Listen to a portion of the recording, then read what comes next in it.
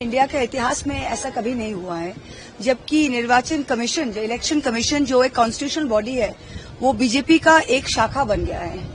और chief election commissioner जो बातें कर रहे हैं वो ऐसा लगता है कि बीजेपी के प्रचारक कोई बोल रहे हैं।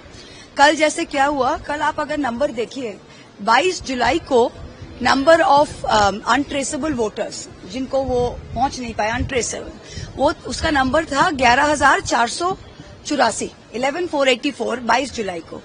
23 जुलाई को अनट्रेसेबल वोटर्स के नंबर 11,500 से 1 लाख बन गया। मतलब 24 घंटा में 80,500 ऐड हो गया। सेकंड जो आप देखिएगा कि उन्होंने कहा 88% कवरेज बिहार का हो गया था, उनका 35 लाख लोगों को डिलीट करना था, ठीक है। फिर उन्होंने कहा 98% कवरेज जब हो गया है तब 56 लाख पीपल को डिलीट करना था, मतलब 21 लाख एक्स्ट्रा। तो एक्स्ट्रा 77 लाख को आप सर्वे किया और उसमें से आप 21 लाख को डिलीट कर रहे हैं, मतलब 1/3 से भी ज्यादा आप डिलीट कर रहे हैं। तो ये 56 लाख लोग है कौन? क्योंकि बिहार में तो कंटिन्यूस रिविजन हो रहा है। लास्ट 25 अप्रैल 25 तक आपका रिविजन हुआ है। तो इसका मतलब क्या है कि आज तक जितना रिविजन हुआ है वो सब बेकार है।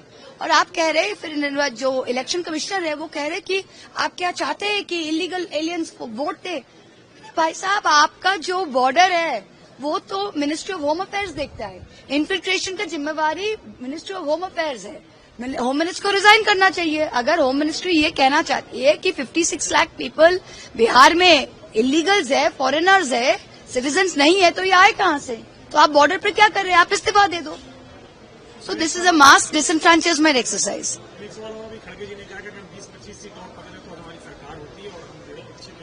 देखिए, वो तो अब कांग्रेस का वो है, वो बताएंगे, उसमें तो हम कुछ नहीं बोल सकते।